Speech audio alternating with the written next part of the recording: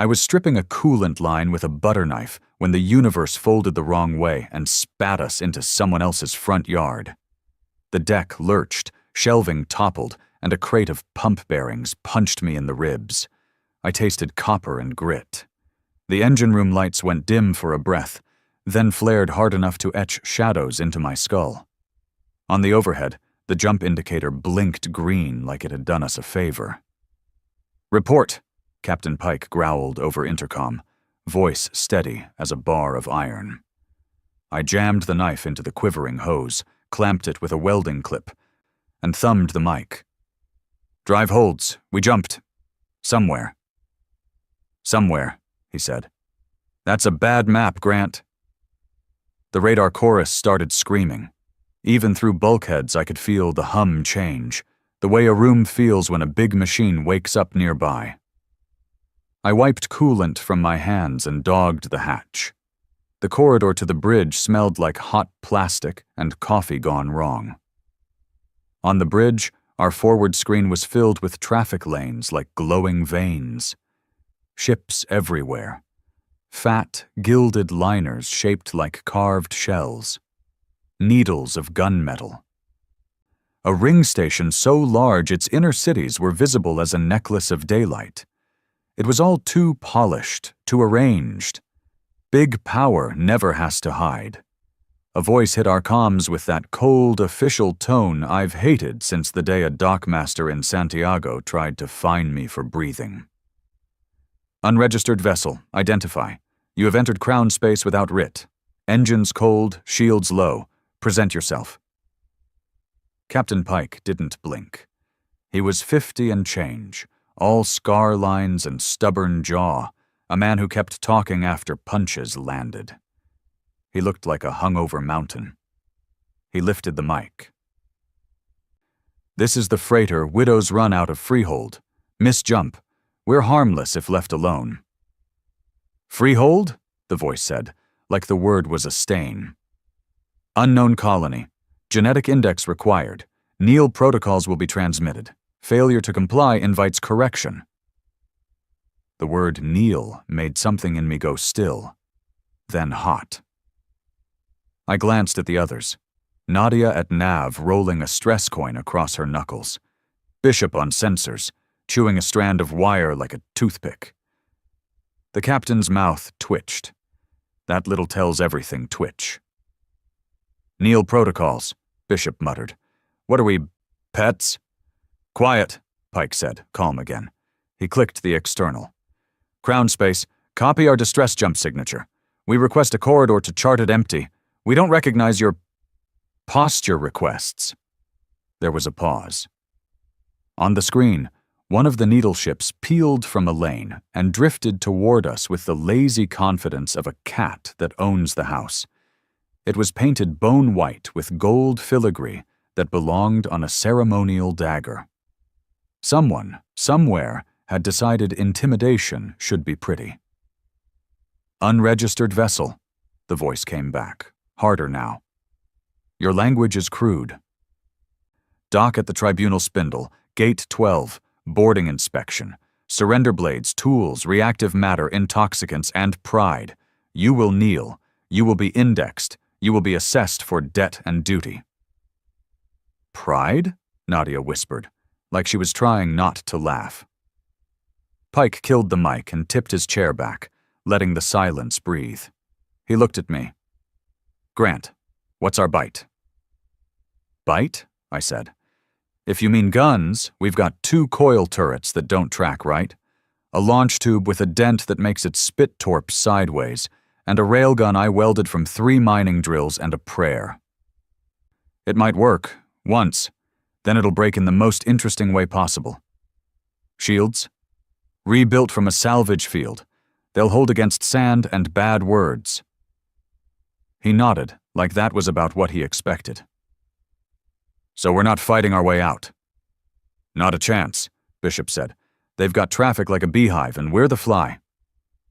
I could feel the crew starting to spool tight. Fear has a smell. It's metal and sweat and someone else's breath. You learn to read it, same as you read the play of heat on a pipe before it goes. We were in the heart of something manicured and cruel. You could tell by the symmetry. Only tyrants obsess over tidy. Pike leaned on his elbows. Listen up. We dock because we have to. But nobody kneels, nobody begs. They want our tails tucked, they can cut them off themselves. I felt a small, mean smile break loose.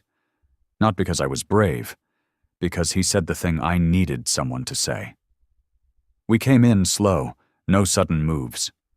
The station filled the screen until it was only a wall of details. Bridges that fed nothing, but that fed everything. Banners that drifted in a wind that didn't exist. Maintenance drones like glass beetles crawling and polishing. Gate 12 opened like a mouth. Docking pylons reached for us, too graceful for anything honest. Docking clamps bit. The hull shuddered. The airlock reported a seal with a chirp that would have been cute in another life. Our external cam showed a reception party already waiting on the other side. Long limbs in pale armor, head plates like crowns, weapons that hummed with a sound you feel in your teeth. Behind them stood a functionary on a floating dais. He wore robes that probably cost more than our ship. The dais drifted forward. A translator chimed. Humans, disarm and assume kneel posture. Welcome in humility to the Empire of Crowns. Pike looked at me. Grant, bring the welcome kit. I knew what he meant. We'd joked for years that if we ever met aliens, we'd bring the only currency that cuts through titles, something you pour and it burns. I went to the locker and pulled the small crate we labeled pipe fittings. Inside, nested in foam, were 6 bottles of black whiskey from a distiller on Freehold who ran water through charcoal and stubbornness, plus a bag of salt crackers and a jar of pickles shaped like bullets. Classy, I know. We gathered at the hatch. Pike tugged his jacket straight like he was about to walk into court, which we kind of were. Nadia had her braid tucked under a cap. Bishop had his hands empty and open, the way you show you're not looking for trouble when you're ready to cause it. Pike hit the cycle.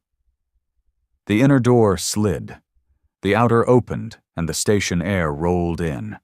It smelled like cold stone and cleaner and something floral that didn't come from any honest flower. The armored greeters raised their weapons a fraction, then stopped when they saw the box in my hands. The robed man smiled a thin, rehearsed smile.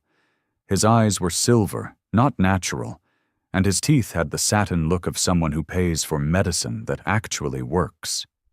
He spoke in a tone like a dentist explaining pain. Kneel, humans.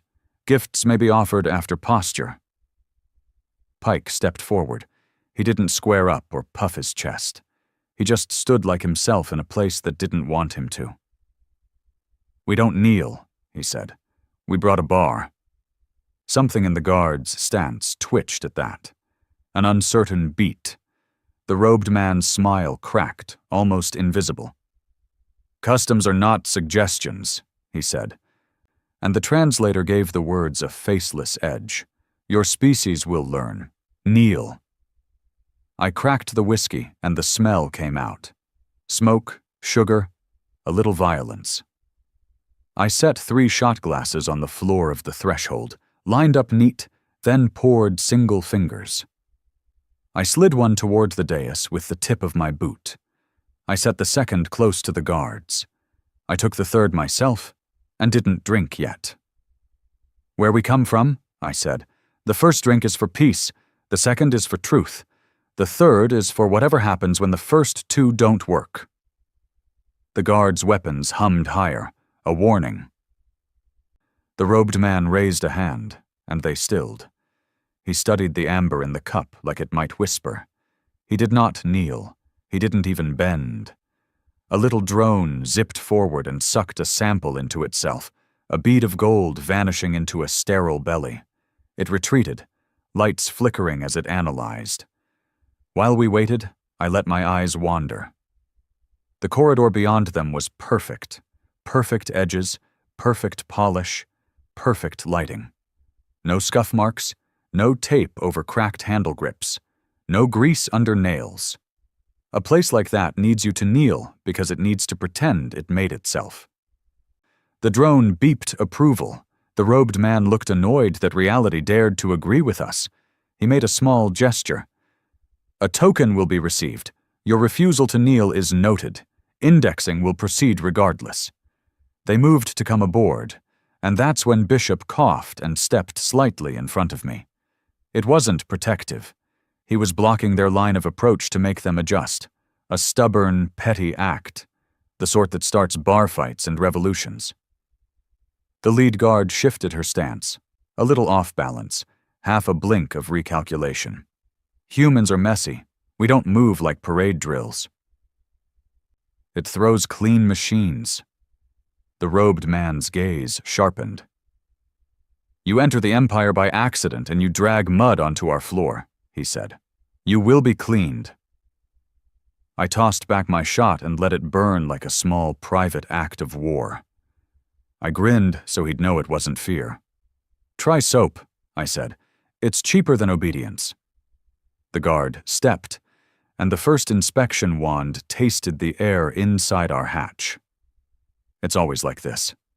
Someone important stands far away while someone armored does the dirty work. Power never gets its hands stained, unless it's blood on holidays. Nadia leaned into Pike's shoulder and murmured something I couldn't hear. He gave her the tiny nod that meant stay cool. The wand vibrated near my crate and lit a pale, judgmental blue. The guard tilted her head, reading the feed on her visor. Organic compounds, solvents, ethanol, sodium chloride, vinegar, primitive food. Delicious primitive food, I said. Her mouth twitched, not a smile. Curiosity is a crack in every wall. I slid the crackers across. She didn't bend. She used the wand like a hook and dragged them near, then sent a drone to fetch one. A minute later, the drone's light flashed green. Nothing illegal in salt and brine. Not yet, anyway. The robed man, bored now, lifted from his dais a little brass stamp like a toy. Kneel, he said again, almost gentle, like he was giving us a last chance to be good. Captain Pike's eyes were flat, river stone gray. He didn't raise his voice. No. For a heartbeat, nothing happened. Then the station lights in our corridor cooled half a shade. Somewhere out in the lanes, the big ships kept sliding along their perfect curves. A drone above us rotated, lens clicking. The guards' helmets sealed with a sigh. I didn't flinch. Not because I'm a hero, but because I refuse to give a bully a clean read. The trick is simple. In a world that lives on ceremony, the man who doesn't bow rewrites the script. The robed man put away his stamp like he was holstering a gun. Then we will teach you, he said. You will kneel because gravity exists. He gestured, and someone touched a control. The floor under our boots didn't drop. The air didn't shove us. Nothing obvious changed. But I felt the tug in my knees like a hand. An invisible weight tried to pull me down, whispering that bone is weak and joints are stupid and all things fall. Bishop grunted. Nadia swore. My legs shook. I set the crate down before I dropped it and locked my jaw until my teeth ached. I don't know why I laughed. Maybe it was panic finding the only exit. Maybe it was the old anger that has kept me alive since a debt collector tried to take my father's welding torch as collateral. I bent a fraction, caught the bottle, and straightened with the meanest grin I owned. Gravity's a suggestion, I said through my breath. Where I'm from, we argue with it every day. The gravity kept pushing, an invisible hand pressing down, the kind that makes your tendons scream even when you lock your knees and pretend it's fine.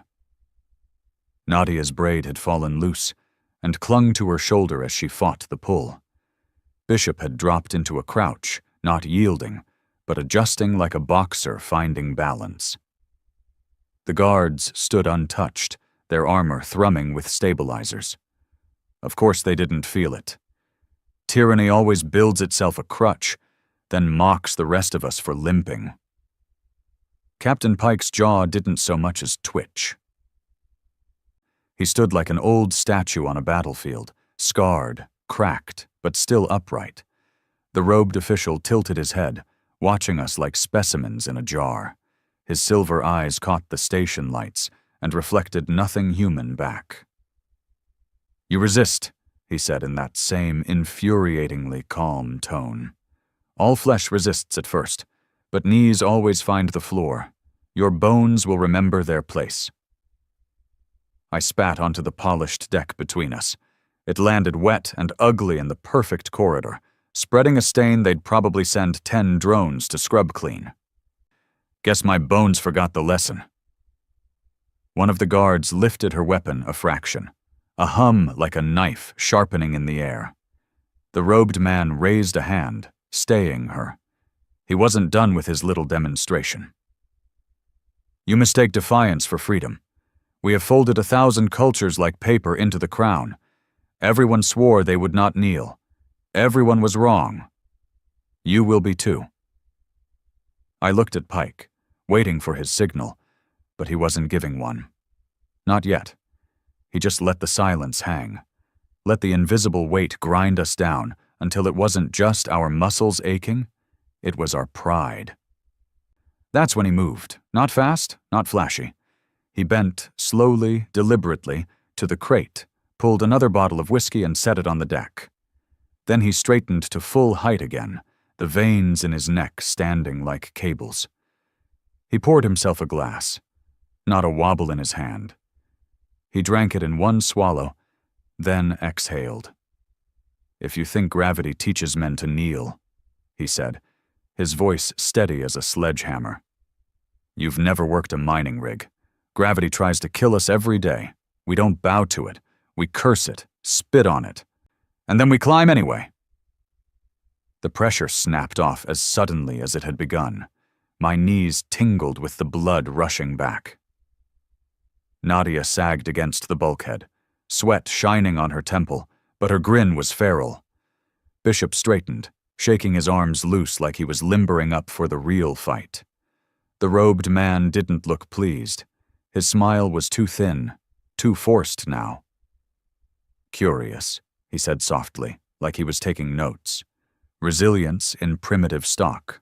But stubbornness is not strength. It is waste. You will learn when the tribunal assesses your debt." Debt. That word again.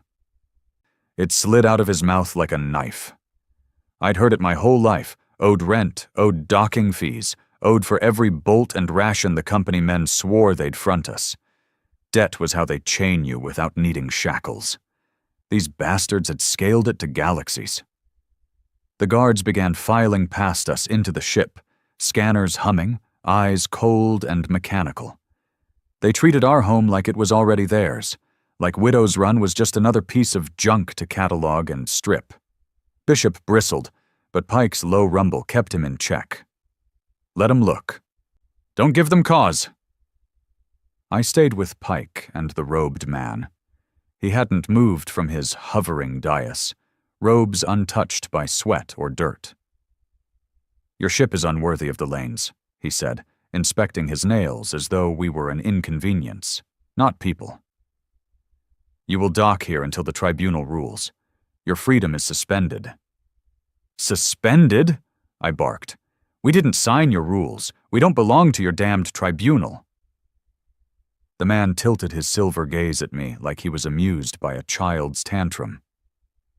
"All who enter crown space belong. The Empire is not a choice. It is gravity.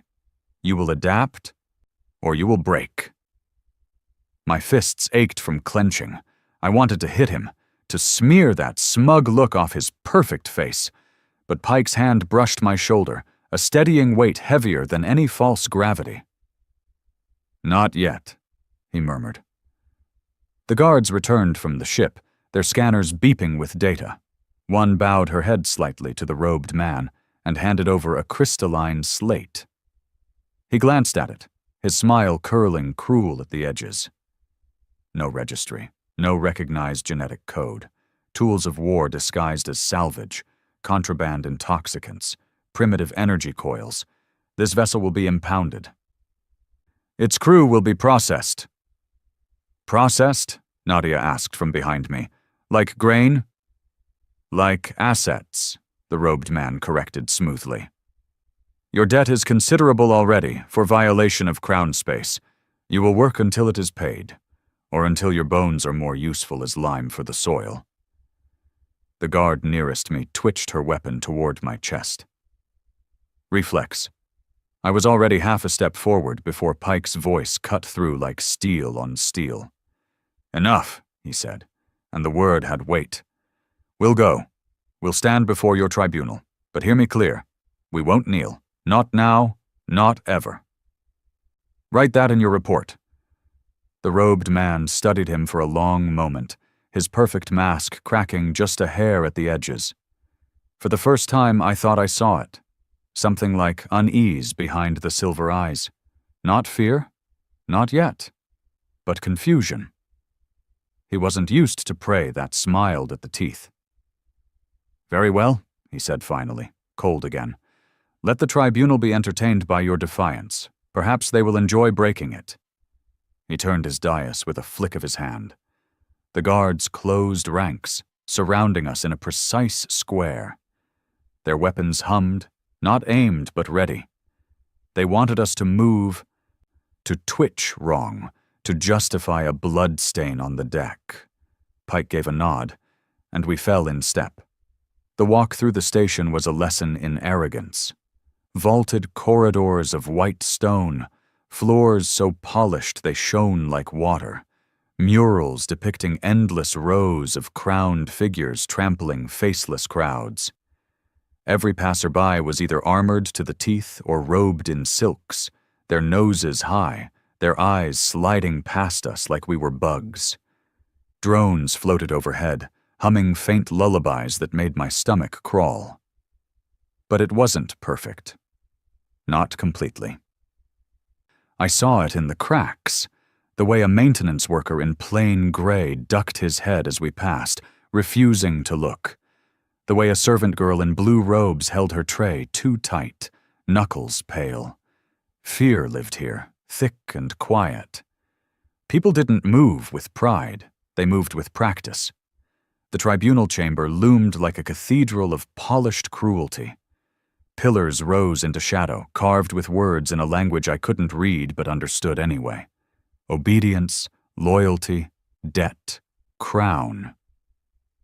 A dais sat at the far end, larger than the one that carried our robed escort, with seats like thrones for 9 figures already waiting. They glittered with gold and jewels, faces blank behind masks shaped like snarling animals. We were shoved into the center of the chamber. A ring of light burned around us, hot enough I could feel it prick my skin. Some kind of field, containment, display. A booming voice echoed, not from a throat but from every surface at once. Unregistered humans, you trespass in crown space. You stand accused of debt to the Empire. You will kneel and submit to assessment. Pike stepped forward. No hesitation. We don't kneel. You want us bent? Break us, but we won't bow. The chamber buzzed, a low murmur from unseen observers. The 9 figures on the dais shifted slightly, masks glinting. One leaned forward, its voice oily. Defiance is common in primitives. It fades quickly. Gravity always wins. I barked a laugh before I could stop myself. The sound echoed raw and ugly in their perfect hall. Funny thing about gravity, I said, voice carrying because I wanted it to. We left it behind the first time we lit a fire under metal. We've been defying it ever since. One of the masked figures hissed, a sound like steam. Arrogance. You think your kind unique? Thousands said the same. All serve now, all kneel. Then maybe you've never met humans before, I said. Pike didn't stop me. He let it ride. He knew the truth as well as I did. They didn't know what they'd caught in their net. We weren't polished. We weren't orderly. We weren't trained to obey every bell that rang. We were stubborn, dirty, loud, and mean, and we didn't flinch. The robed official who had escorted us stepped forward and bowed to the dais. Honored tribunal, I present these humans for debt assessment. Their ship carries contraband and weapons. They resist kneeling. I recommend seizure of assets and immediate branding. Branding. The word turned my stomach cold. I'd seen cattle branded once, back home on freehold. Flesh sizzling, smoke rising, the animal thrashing while men held it down. These bastards wanted to do that to us. Pike's voice cut through my spiraling rage. You can impound the ship. You can take our whiskey. You can even weigh us down with your fake gravity. But mark me now. We will not kneel. And every time you try to force it, you'll regret it. The tribunal chamber was silent. Utterly silent.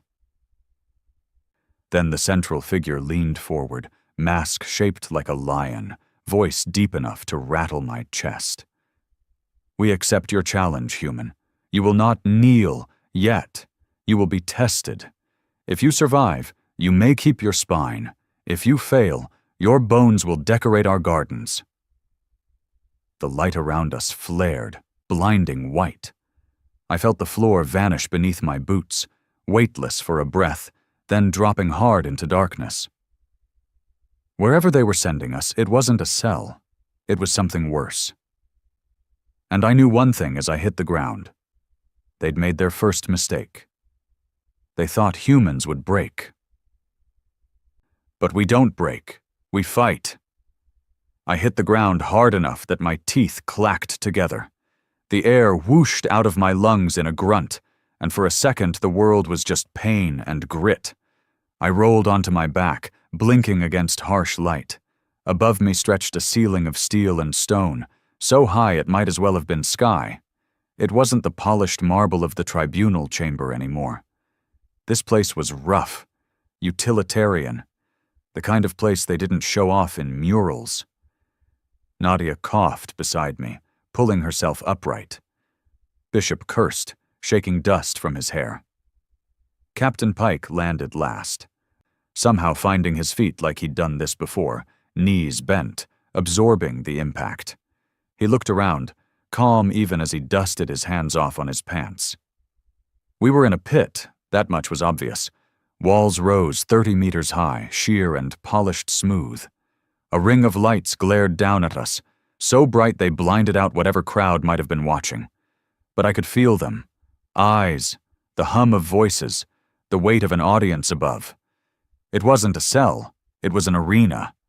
A voice boomed from above, too loud, too cold to belong to flesh. Test 1.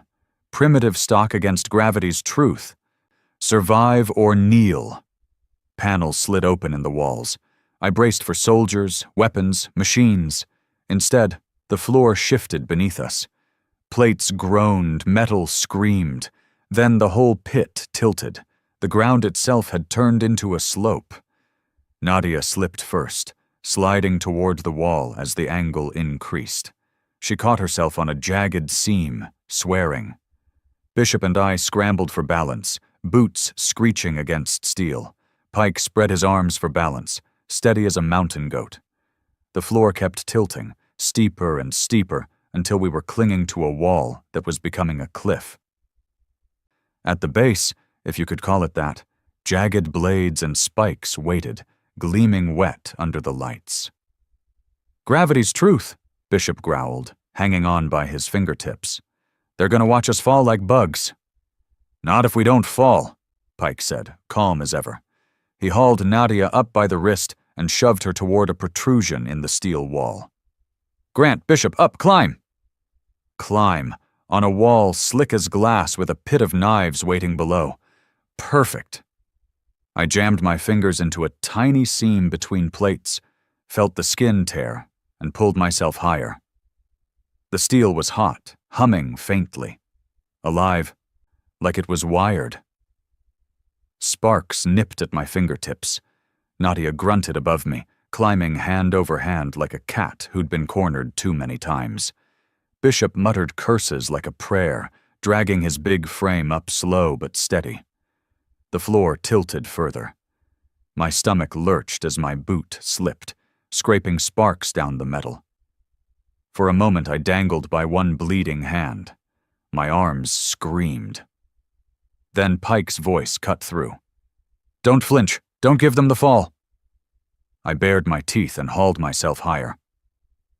The tilt stopped. Now the wall was nearly vertical, and the spikes below seemed to breathe. Glinting as if hungry, the lights above flickered, and the voice boomed again. "Test 1 incomplete. Escalation." The steel wall shuddered. Panels opened above us, dumping streams of liquid down. It splashed hot and sticky across my face, stinging my cuts. I licked instinctively, and gagged. Oil. The whole wall was being greased. "Son of a bitch," Bishop spat, his grip sliding. "They're lubing it." My hands slipped an inch, then 2. My nails clawed uselessly at the slick metal. Nadia shrieked as she dropped half a meter before catching herself on a rivet. Pike slammed his boot against the wall and dug into a tiny groove, anchoring himself with sheer stubbornness.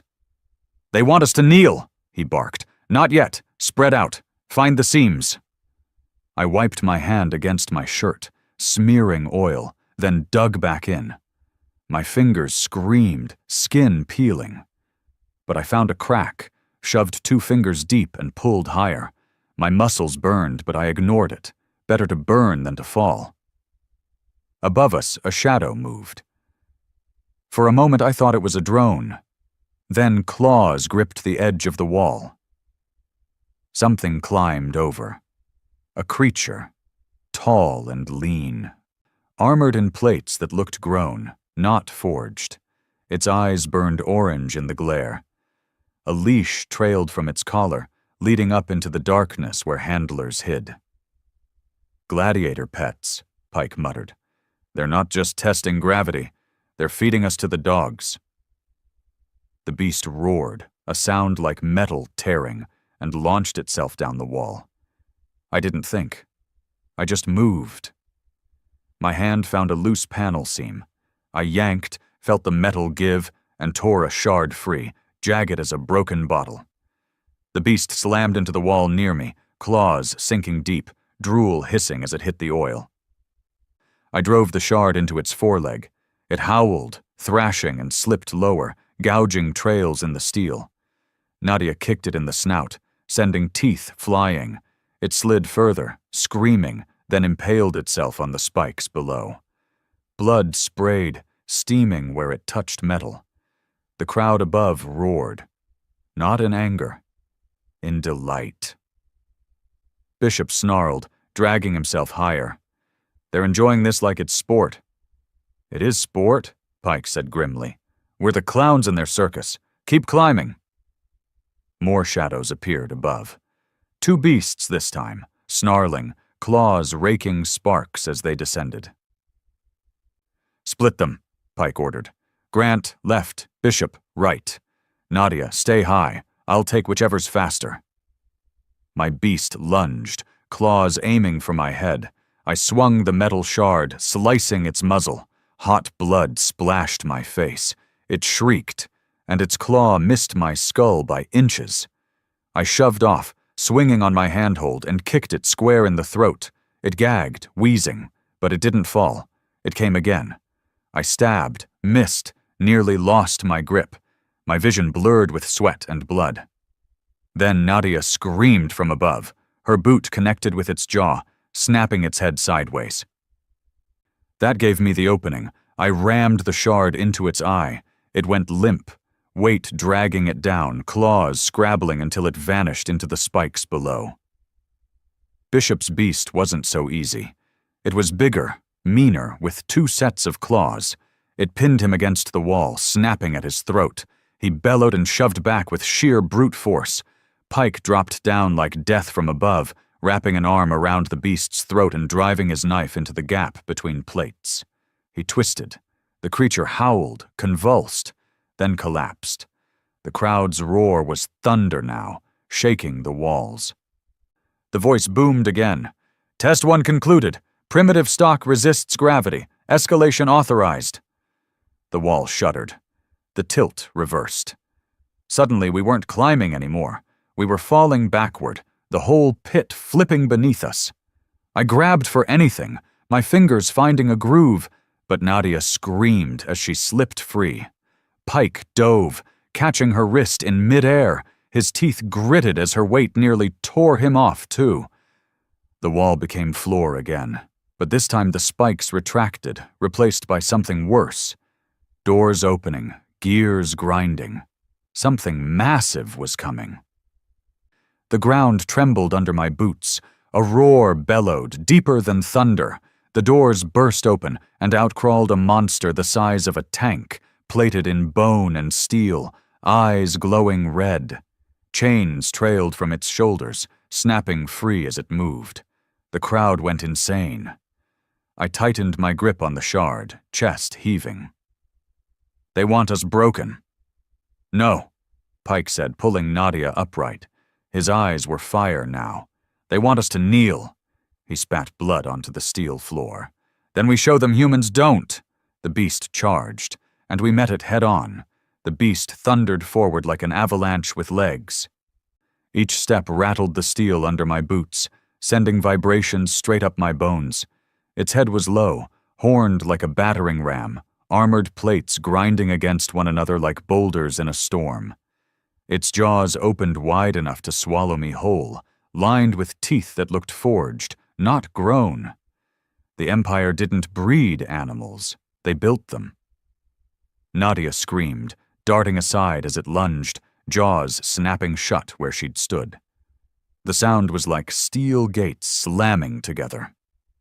Bishop roared, his big frame barreling forward, planting both hands against its horned skull to shove it off balance. For a heartbeat, it worked. The beast staggered, claws gouging sparks from the floor. But then it tossed its head, flinging Bishop aside like he was a rag doll. He hit the wall with a crack that made my stomach lurch. "Bishop!" I shouted, but there was no time. The beast turned on me, its red eyes locked with mine, glowing with some cruel intelligence, or maybe just hunger. I still had the jagged shard from earlier, slick with blood and oil. Against this thing, it was a toothpick, but it was all I had. "Come on then," I snarled, spreading my stance. My hands shook, but not from fear. Adrenaline burned through me like fire. The beast lunged. I dove aside, rolling across hot steel. My shoulder screamed, but I came up swinging, driving the shard into the seam between two plates along its flank. The point sank shallow, scraping metal. The beast shrieked, a sound so loud it rattled my teeth and kicked sideways. Its claws caught me across the ribs. Pain flared white, and I flew backward, crashing onto the floor hard enough to see stars. Before it could finish me, Pike was there. He stood dead center, no weapon in hand, just his knife and his will. The beast lowered its head. Growling. Pike didn't move, didn't flinch. He looked like an old soldier daring death to come closer. It charged. At the last instant, Pike sidestepped. His hand shot out, grabbing one of the chains still hooked to its shoulders. He yanked with all his weight, spinning with the momentum. The beast's head slammed sideways into the wall, cracking the steel and sending shards flying. The crowd above roared with approval, their cheers echoing like a storm. "Grant, get up!" Pike barked, still hanging onto the chain. The beast thrashed, dragging him across the floor, but he didn't let go. I staggered upright, blood dripping down my side. Nadia was scrambling up the wall again, looking for height, for leverage. Bishop groaned, pushing himself to his knees, blood running from his temple. The beast reared back, chains whipping. Pike let go at the perfect moment, rolling clear as its horn gouged a crater in the floor. I saw it then, under its plates, between joints, faint glowing seams, power conduits, weak points. "Hit the seams!" I yelled, pointing. The others saw it, too. Bishop stumbled forward, grabbing a loose pipe from the wreckage of the wall. He hefted it like a war club, teeth bared. Nadia shouted from above, "Move it toward me!" I ran, every step screaming in my ribs, and slashed my shard into one of the glowing seams behind its foreleg. Sparks burst, the beast shrieking in pain as black fluid sprayed across me. It spun, tail whipping. I ducked, barely. The air whistled as it passed over my head. Bishop bellowed and swung his pipe like a hammer, smashing it into the seam on its other side. The sound was like striking a gong. The plate cracked, wires spilling. The beast screamed louder, bucking and twisting. Nadia leapt from the wall. She dropped onto its back, dagger flashing. She drove it down between plates, twisting until sparks exploded. The beast convulsed, nearly throwing her off. She clung on, shrieking wordless defiance. Pike charged straight for its head. He didn't dodge this time. He vaulted onto its horn, climbing as it reared. His knife flashed once, twice, sinking into the seam just below its eye. The beast howled, thrashing like a demon. I rammed my shard deep into its chest seam. Sparks blinded me. My hands burned, but I shoved until something inside gave way. The beast jerked once, twice, then collapsed with a crash that shook the pit. Silence, for one long heartbeat. Silence. Then the crowd exploded. Cheers, roars, a storm of sound that rattled the walls. They weren't angry. They weren't disgusted. They were thrilled. The Empire wanted a show, and we'd given them one. Pike stood on the beast's skull, knife dripping, his chest heaving. He lifted his head to the tribunal shadows above and spat. "That all you've got?" The chamber went quiet again. The booming voice returned, colder than before. Test 2 concluded. Primitive stock shows. Resistance. Escalation required. The floor beneath us split apart with a grinding roar. The beast's corpse slid into darkness, chains dragging it down. We scrambled back, panting, bleeding, coated in oil and blood. The ground shifted, rising, carrying us upward. The pit walls fell away, and suddenly we were standing in the open again. Not the tribunal chamber, but another arena, this one larger, ringed with thousands of onlookers. Their faces gleamed in the light of torches and banners, masks of gold and silver watching us like vultures. The robed official from before stood on a platform above. Silver eyes glittering. "You amuse the Empire," he called. His voice was amplified, carried across the arena. "You resist gravity, you slay beasts, but you cannot resist forever. You will kneel." I spat blood and wiped my mouth with the back of my hand. "Come down here and make me, you smug bastard!" The crowd laughed, a ripple of cruel delight. The official didn't flinch. He just raised a hand. Massive gates opened at the far end of the arena. Out rolled machines this time. Not beasts. Machines. Six-legged constructs, armored in black steel. Each bristling with blades and guns that hummed with sick energy. Their eyes burned the same red as the beasts, but colder, emptier. "Test 3, the voice boomed. "Resistance against the Crown's soldiers." Bishop groaned, wiping blood from his eye. "They keep sending bigger toys." "Then we keep breaking them," Pike said flatly. The machines began to move, legs stabbing the ground with precise rhythm. Their weapons spun up, whining like hungry wolves. Nadia cursed under her breath. "We don't have guns, Pike. We don't have armor. We're meat against machines." Pike looked at each of us in turn. His eyes were steady, hard, unflinching. Then we fight like humans, dirty, mean, and without bowing. The first machine fired. A bolt of searing light scorched the floor where I'd been standing a heartbeat before. I dove behind a jagged hunk of the fallen wall, the heat blistering my skin even from a miss. Sparks rained, smoke rising. We weren't going to win this clean.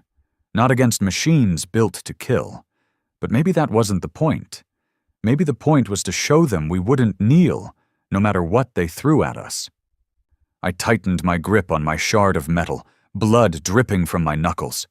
I could hear Bishop growling like a bear, hear Nadia swearing like a dockhand, hear Pike's steady breathing. We weren't done. Not yet. The machines closed in, weapons blazing, and we charged. The first machine's shot scorched the arena floor, leaving molten lines in the steel. I could feel the heat radiating through my boots as I sprinted across open ground. Behind me, another blast ripped the air, so loud it felt like someone had slapped my skull. These weren't beasts anymore. Beasts bleed. Beasts hesitate. These things didn't. They advanced in formation, 6 legs stabbing in unison, weapons tracking us with surgical precision. "Spread out," Pike bellowed, his voice carrying even over the chaos. "Make them divide!" I broke left. Bishop broke right. Nadia scrambled for height, scaling a collapsed support beam like it was a ladder. Pike strode forward dead center, calm in the firestorm, like he was daring the machines to focus on him. And they did. 3 of them locked onto him at once. Their guns glowed, building to a blinding pulse. My stomach lurched. "Move!" I shouted, but Pike didn't. At the last instant, he dropped to his stomach, sliding across the hot steel. The blasts tore overhead, missing by a breath, slamming into the opposite wall with explosions that shook the entire arena. Chunks of molten debris rained down into the crowd. The onlookers screamed, not in fear, but in delight. Pike came up on one knee, knife in hand. He hurled it, not at the machines themselves, but at the ground near their legs. The knife hit a seam in the floor, sparks shooting up, startling one machine just enough to stagger its step. That was all Bishop needed. The big man roared and swung his scavenged pipe like a war club, smashing into the machine's forward leg joint. The impact rang like a church bell. The joint cracked. The machine stumbled, legs tangling. "Got you, bastard!" Bishop snarled, swinging again and again, sparks flying with every strike. The machine reeled back, struggling to regain balance.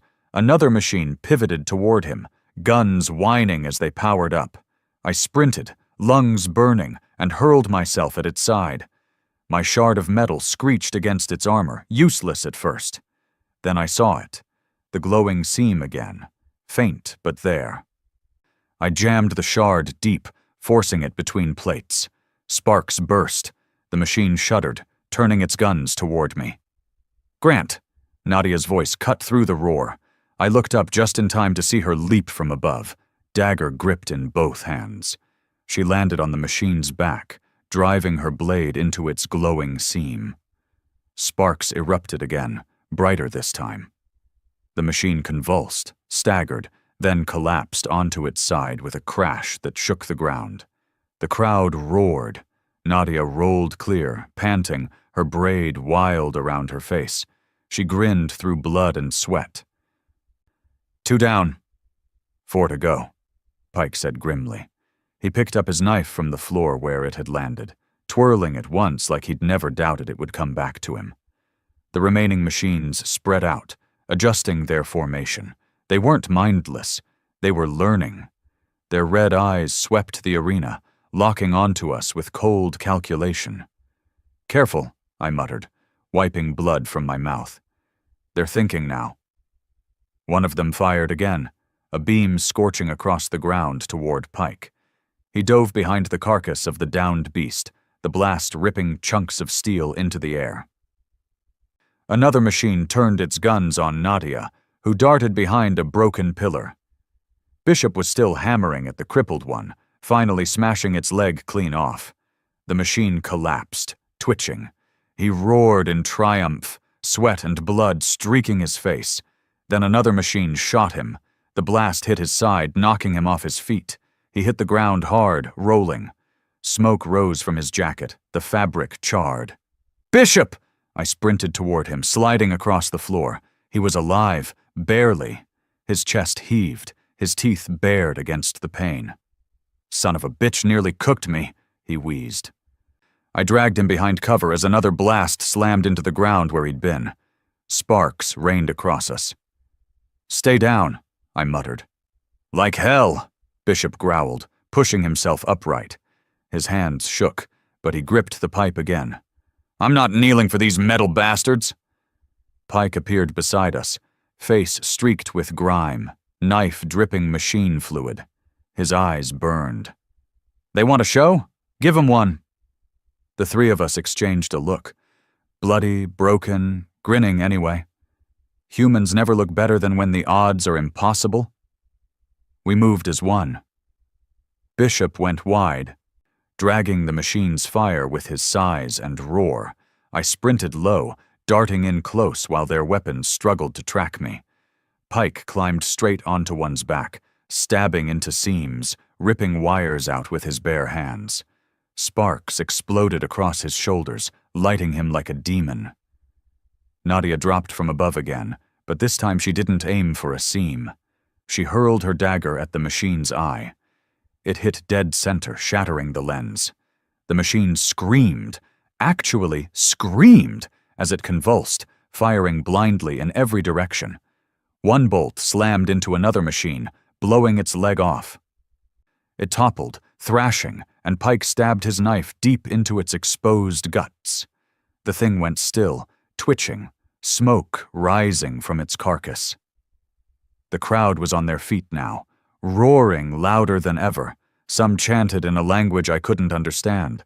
Others just screamed for more blood. 3 machines down, 3 left. The remaining ones circled us, smarter now. Their guns didn't fire wild anymore. They moved slow, precise, waiting for us to make a mistake. "They're boxing us in," Nadia hissed, wiping blood from her arm. "Then we break the box," Pike said. He looked at me. "Grant? Ideas?" I scanned the arena. The floor, the walls, the machines. Then I saw it. The chains still dragging across the ground from where the beast had been hauled away. Heavy, strong. "Trip them," I said. "Use their weight against them." Pike nodded once. "Do it." Bishop and I grabbed the chains, heaving them across the arena floor. The machines tracked us, guns whirring, but they didn't see the trap until it was too late. One stepped forward, its legs tangling in the chain. Bishop and I yanked with everything we had. The machine toppled forward, crashing to the ground with a deafening clang. Pike was on it instantly, knife plunging into its glowing seam again and again until it stopped moving. 2 left. The last 2 moved together now, side by side, learning. Their guns charged, glowing bright enough to blind. "Cover!" Pike barked, and we dove behind wreckage as twin beams seared the arena, cutting molten trenches in the floor. The heat blistered my skin even through cover. "They're not gonna stop!" Nadia shouted. "Then we don't either," Pike said. He stood, tall, bloodied, but unflinching. "Grant, Bishop, push right. Nadia, high ground, I'll take center." We moved. Bishop roared. Swinging his pipe at one machine's leg, I jammed my shard into its seam, sparks exploding. Nadia hurled another dagger, hitting a glowing joint. The machine staggered, legs buckling. Pike leapt onto the second one, climbing like a man possessed. His knife flashed again and again, tearing into wires, ripping plates. The machine screamed, thrashing, but he clung tight, unshakable. He drove the blade deep one final time, and the light in its eye went out. It collapsed beneath him. The last one turned, guns glowing, aiming straight at Pike. "Pike!" I shouted, running. Too far, too slow. The machine fired, but Bishop was there first. He threw himself between Pike and the blast, pipe raised like a shield. The energy slammed into him, hurling him backward, but he took it. He hit the ground, smoking, coughing, still alive. "Kill it!" he roared. Nadia's dagger flew, hitting the machine's eye. I dove with my shard, plunging it into the glowing seam. Pike rammed his knife in deep beside mine. Sparks exploded. The machine screamed, then collapsed, legs folding under it. Silence. For one long moment, the arena was silent. Then the crowd erupted, louder than ever. A storm of noise that shook the steel itself. We stood in the center of the wreckage, bleeding, burned, broken, but alive. Pike raised his knife, defiant. Bishop dragged himself upright, coughing blood but grinning. Nadia wiped her blade clean on her shirt. We didn't kneel, and the Empire saw it. The tribunal's voice boomed, cold and hard. Test 3 concluded. Primitive stock resists soldiers. Escalation authorized. The crowd roared again, demanding more. But I saw it in the shadows above, behind the masks. A crack. Just a sliver. For the first time, they weren't certain. For the first time, humans hadn't played by their script. We weren't breaking. We were making them bend. The wreckage of the last machine still smoked when the arena lights dimmed. The crowd hadn't quieted. They were howling, chanting in their strange tongue, their voices blending into one endless demand. More. Always more. My lungs burned with smoke and blood. My ribs felt like shattered glass grinding every time I breathed. Bishop was half collapsed against a broken plate, coughing up flecks of red, his skin blistered where the blast had caught him. Nadia stood with her dagger clutched tight. Defiant, but I could see her knees trembling, her braid matted with blood. And Pike stood straight, knife in hand, eyes fixed on the tribunal shadows above. He hadn't flinched once. Not when gravity pressed us down, not when beasts tore at our throats, not when machines tried to burn us out of existence. He looked like stone. The booming voice filled the arena again, colder than it had ever been. Tests 1 through 3. Survived. The pause stretched, heavy, like even the tribunal hadn't expected to be saying those words. Escalation authorized. The crowd shrieked approval. Pike spat blood into the dirt and shouted up at them, his voice carrying raw and sharp. "You're running out of tricks. Throw what you want. We'll still be standing." The lights shifted. Not the bright arena glare anymore. Red. Warning red. The kind of light that makes your gut drop, because it means danger isn't entertainment. It's survival. A low rumble shook the ground. The gates at the far end groaned open again, gears grinding, chains rattling. But this time nothing rushed out. No beasts, no machines, just silence. Then the air changed. The pressure hit me first. My ears popped. My skin prickled. The air itself felt heavier, hotter. Bishop groaned, clutching his head. Nadia swore under her breath. Something was coming, something different. Out of the shadows slid a shape so vast I thought at first it was part of the wall. It slithered forward, metallic plates shifting like scales. A body so long I couldn't see where it ended. Its head rose, serpentine, taller than the arena walls. Eyes like burning suns fixed on us. Its mouth opened, and the sound it made wasn't a roar. It was a vibration, deep and low, that made my teeth ache and my vision blur. "What the hell is that?" I whispered, but I already knew. It wasn't an animal. It wasn't a machine. It was both. Something the Empire had bred and built together. Something designed for one purpose: absolute destruction.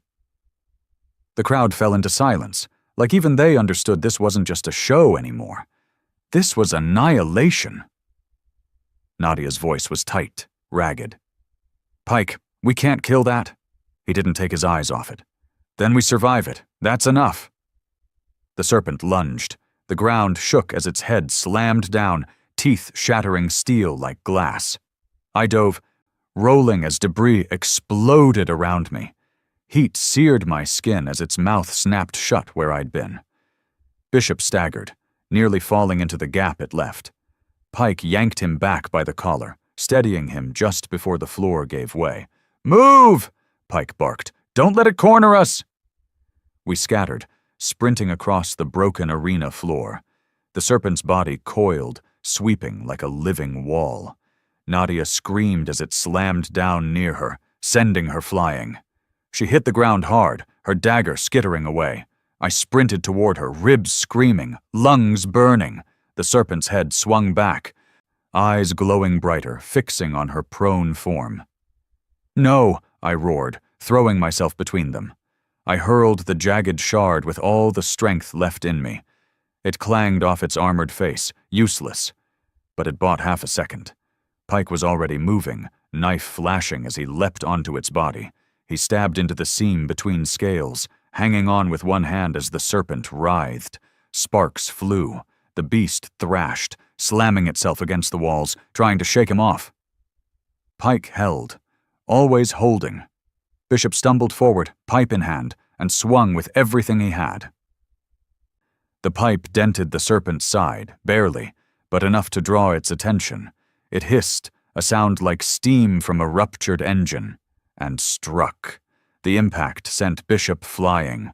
He hit the ground with a sickening crack, rolling limp. "Bishop!" I scrambled toward him, but Nadia's scream cut through.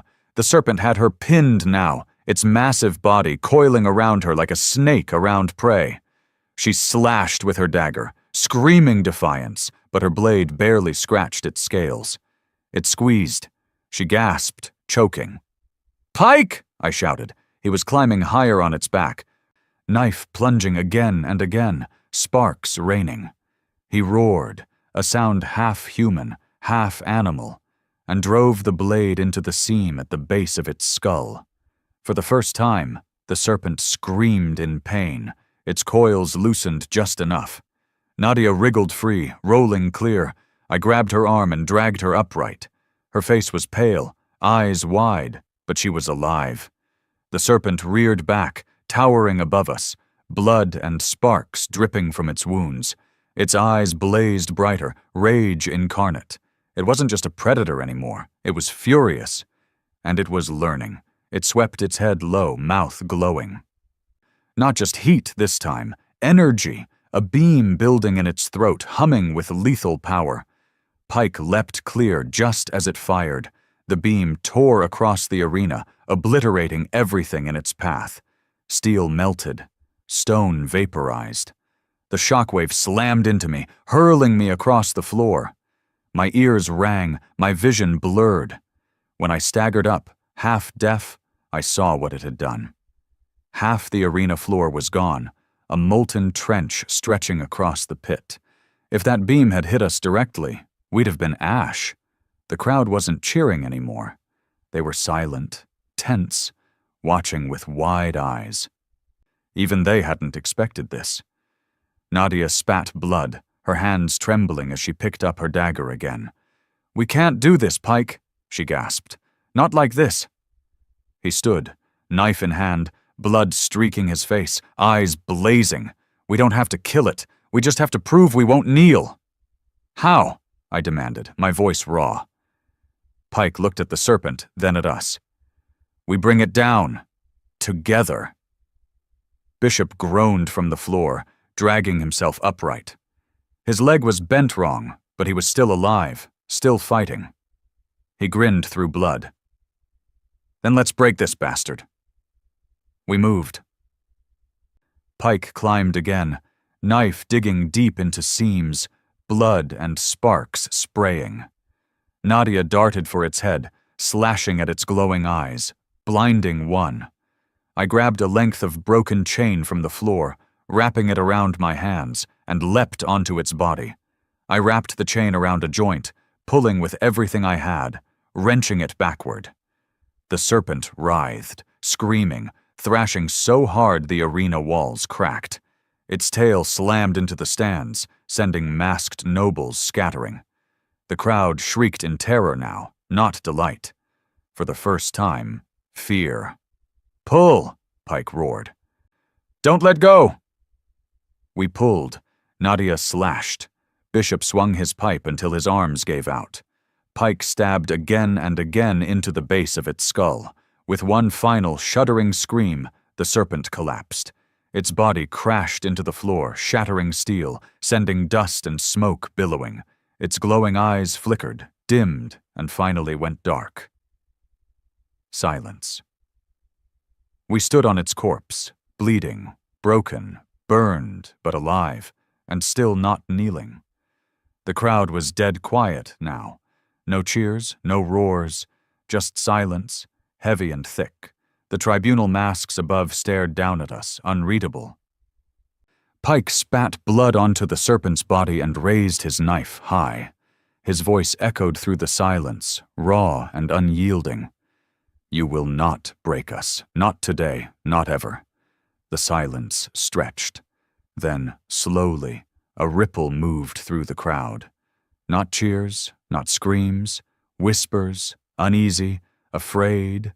The Empire had shown us its worst, and we were still standing. That was the first crack. The serpent's corpse steamed beneath our boots, its blood sizzling where it splattered molten steel.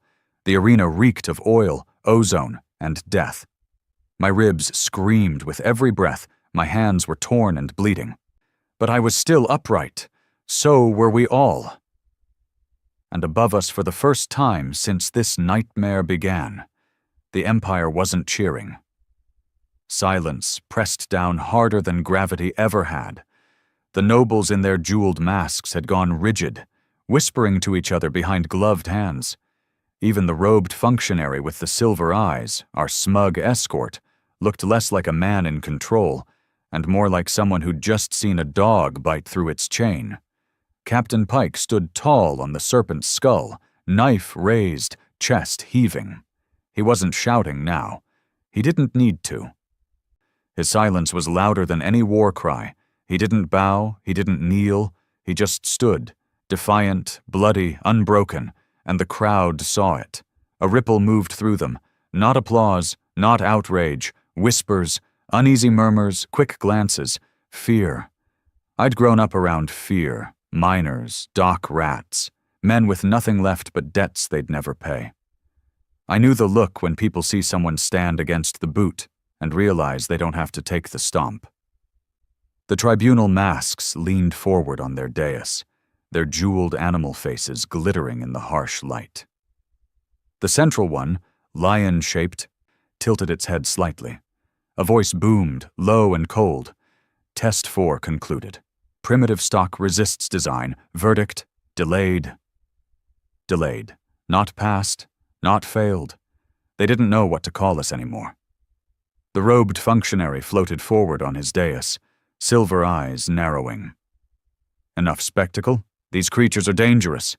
They must be broken, branded, and bent into service before their defiance spreads.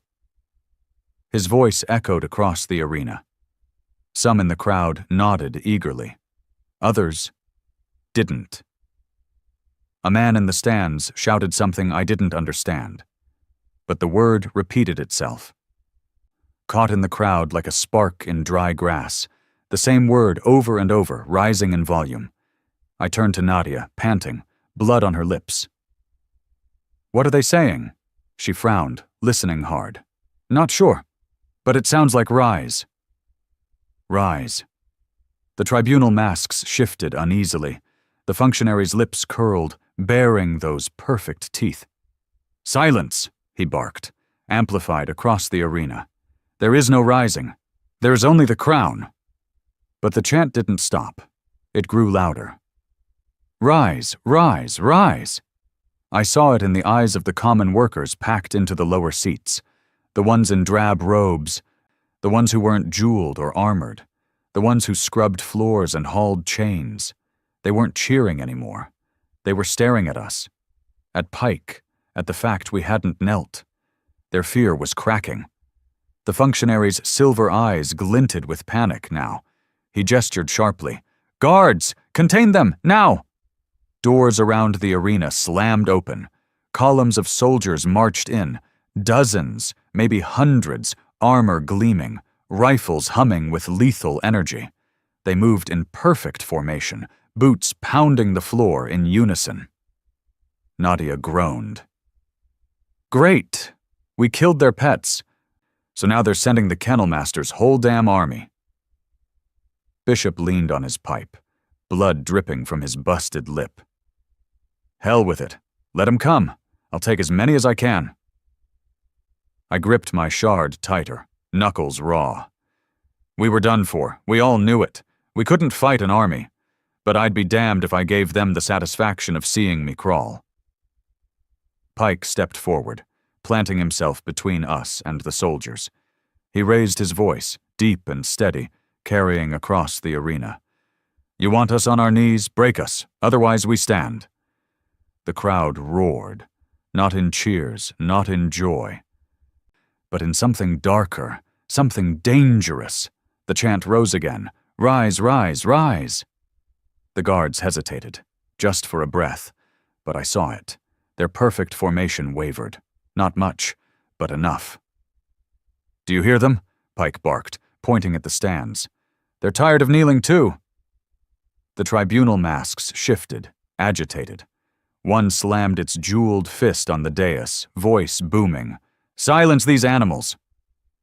But the word animals had the opposite effect. The crowd's chant surged louder, now a rolling thunder that shook the steel. "Rise, rise!" The guards froze again. They weren't looking at us anymore. They were looking up, at the crowd. Some of those whispers weren't whispers anymore. They were shouts, fists raised, faces uncovered. Ordinary people standing in defiance for the first time in God knows how long. The functionary's voice cracked, furious. "Kneel them now!" The guards raised their rifles. Pike didn't move. He didn't flinch. He just stood there, knife in hand, eyes blazing. And then, one guard lowered his rifle. It was small, subtle, but it was enough. Another followed. Then another. Until a full rank of soldiers was frozen, rifles still raised, but no longer steady. The tribunal roared in outrage. One of the masked judges shouted, voice trembling with fury, "Mutiny!" The crowd erupted. People poured over the lower walls, surging into the arena. Workers, servants, men and women in drab clothes. They swarmed the floor, screaming, chanting, hurling stones and debris. Guards tried to shove them back, but the formation broke. It was chaos. Beautiful chaos. Pike turned to us, his voice low but steady. "This isn't our fight alone anymore. The fire's lit, we just have to keep it burning." Nadia's grin was bloody, feral. "Then let's burn it down!" The functionary on his floating dais sneered, his silver eyes glowing with fury. "You've doomed them all," he hissed. "You've infected them with your stubborn filth." Pike stepped closer, his knife dripping with serpent blood. "No," he said quietly. "We reminded them they still have spines." The dais drifted back, retreating toward the safety of the tribunal's platform. Guards closed in around the functionary, trying to shield him. The nobles in the stands were panicking now, scrambling for exits as the chant grew deafening. "Rise, rise, rise!" Bishop staggered to his feet, pipe resting on his shoulder, grinning like a madman. "Captain, what's the play?" Pike's eyes swept the chaos, the guards, the rioting crowd, the tribunal looming above. His jaw set. "The play is simple. We walk out of here alive." "And if they stop us?" I asked. He looked up at the dais, at the lion mask staring down with fury. His grin was sharp, bloody. "Then the Empire learns what happens when you corner humans." He turned to the crowd, shouting so loud it cut through the chaos. Stand with us, and you'll never kneel again."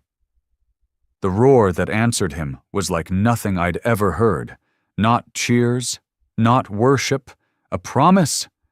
The tribunal had wanted a spectacle. They got a spark instead. And now the fire was spreading. I tightened my grip on my shard, heart hammering, blood dripping down my side. The Empire thought we'd be broken. Instead, they'd just made us dangerous. And for the first time, I saw it in their jeweled masks, in their silver eyes. Fear. The arena was no longer a place of spectacle. It was a battlefield. Smoke coiled up from shattered machines and burning banners. The serpent's carcass still steamed, its glow fading into black ruin. The crowd had become a mob, surging down from the stands, shouting, throwing whatever they had. Stones, metal scraps, broken masks ripped from nobles' faces. The chant rolled over everything else, deafening. "Rise! Rise! Rise!" Guards scrambled to form lines, rifles raised, but their formation buckled under the pressure. Some fired into the mob. Screams cut the air. Bodies fell. But for everyone that dropped, 3 more pushed forward, rage drowning fear. Beside me, Bishop staggered, bloodied pipe resting on his shoulder. He was grinning through broken teeth. "Hell of a show we've started." "You still breathing?" I asked, wiping blood from my eyes. "Barely, but breathing's enough to keep swinging." Nadia crouched by the serpent's skull, ripping wires from the wreckage. Her hands shook, but her eyes burned. "We can't stay here. More guards are coming." Pike stood in the center of it all, calm as always, knife dripping, eyes fixed on the tribunal above. Their jeweled masks glared down at us, their voices booming commands over the chaos. "Contain them! Silence them! Kneel them!" But no one was kneeling anymore. Not us, not the crowd. Pike finally turned to us. "We're leaving." "Leaving how?" I asked. "In case you haven't noticed, we're surrounded." He nodded toward the gates the machines had come through. "That way. They bring beasts and soldiers in through there. It's a service tunnel. Must lead deeper into the station." "And when it doesn't?" Nadia shot back. "Then we make it." Pike's tone was iron. "We don't stay here to be trophies. We walk out alive." He didn't wait for arguments. He started moving, and like always, we followed. The mob gave us cover. Workers surged past us, some swinging stolen rifles, others wielding tools-turned weapons. Guards tried to cut them down, but their lines collapsed in the flood. I shoved through, ribs screaming, dragging Bishop when he stumbled. Nadia darted ahead, quick and sharp, clearing a path. The gates loomed, massive steel slabs scorched from where the serpent had crashed through. A handful of guards stood there, rifles raised, holding the choke point. Pike didn't slow. The first shot ripped past his shoulder. He kept walking, knife in hand, eyes locked on them. His calm broke them. One guard fired wild, panicked. Another lowered his rifle, uncertain. Then Bishop barreled forward, roaring, pipe swinging. The first guard went down with his helmet caved in. Nadia's dagger found another's throat. I slammed into the third, shard plunging into his seam. Sparks burst, and he crumpled. The rest broke and ran. We pushed through the gates into a dark tunnel humming with machinery. Pipes hissed overhead. The air was hot, metallic, stinking of oil. My lungs burned. But the sound of the mob behind us pushed me forward. The tunnel stretched on, twisting, splitting into side passages. Pike led without hesitation, as if his stubbornness could bend the maze itself. Behind us, the roar of the crowd swelled. The rebellion was spreading. Doors slammed, alarms blared. The station was convulsing. We weren't just escaping. We'd lit a fire we couldn't put out. The functionary's voice suddenly crackled through hidden speakers, cold and furious. "Humans, you have poisoned this place with your defiance. You will be hunted." There is no escape. His voice followed us through every corridor, echoing off steel. You think you've sparked rebellion? It will be drowned in blood. The crown has lasted 1,000 years. You are nothing. Pike stopped, glaring up at the nearest speaker. Then why do you sound afraid? He tore the speaker from the wall with one yank, wires sparking. Then he kept moving. We reached a wide chamber, filled with crates and equipment, cargo, supplies, and beyond it, ships, small ones, shuttles, sleek and polished, lined up like trophies. Nadia gasped. That's our way out. Or our way deeper in, Pike said. Either way, we're not staying here. Guards poured in from the far end, rifles raised. Dozens of them. We froze. My gut clenched. We'd come this far, but there were too many. Even Pike couldn't knife his way through a wall of rifles. The guards took aim. Then one of them fired, at his own commander. The officer dropped, armor smoking. The shooter ripped off his helmet, throwing it to the ground. His face was pale, his jaw set, his eyes blazing. "Rise!" he shouted. The word echoed. More helmets hit the floor, more rifles turned. Not at us, but at their own officers. Shots rang out. Chaos exploded. Bishop laughed, a raw, broken sound. "Hellcap, we're contagious." Pike didn't smile, but his eyes burned. "Then let's spread it further." We sprinted through the chaos, weaving between crates, ducking fire. Rebels, real rebels now, covered our advance, shouting the same word. "Rise!" Guards loyal to the crown tried to hold the line, but their formation was crumbling from within. We reached the shuttles, sleek, untouched. Pike slammed his knife into the nearest panel, sparks flying as Nadia shoved past him, hands flying across unfamiliar controls. "I've got this," she hissed. "Just buy me time." Guards surged closer. Pike stood at the ramp, knife ready, Bishop beside him with his ruined pipe. I joined them, shard in hand, chest heaving. The first guard charged. Pike's knife found his throat. Bishop's pipe shattered another's arm. I caught one across the helmet, driving my shard into his visor. Sparks burst. He dropped. Shots ripped the air. Heat seared past my cheek. I staggered, blood dripping from a graze across my arm. Then the shuttle roared to life. Nadia shouted from the cockpit. "It's flying! Get in!" We stumbled aboard, dragging Bishop with us. Pike was last, shoving the final guard off the ramp before slamming it shut.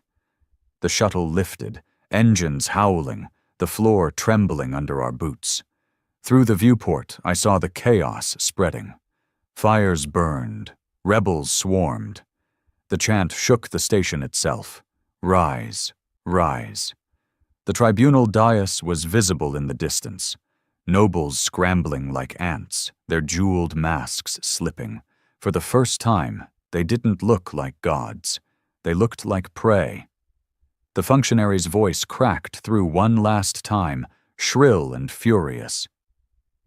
"You've doomed them all. Humanity will be hunted across the stars.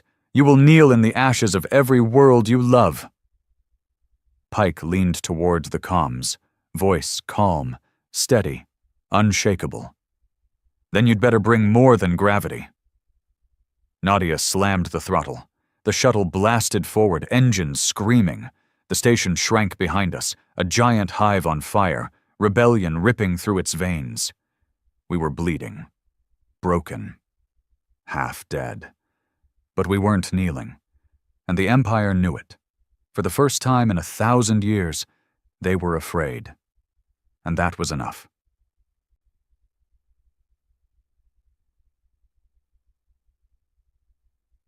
We drifted in silence once the stars swallowed us, the chaos left behind.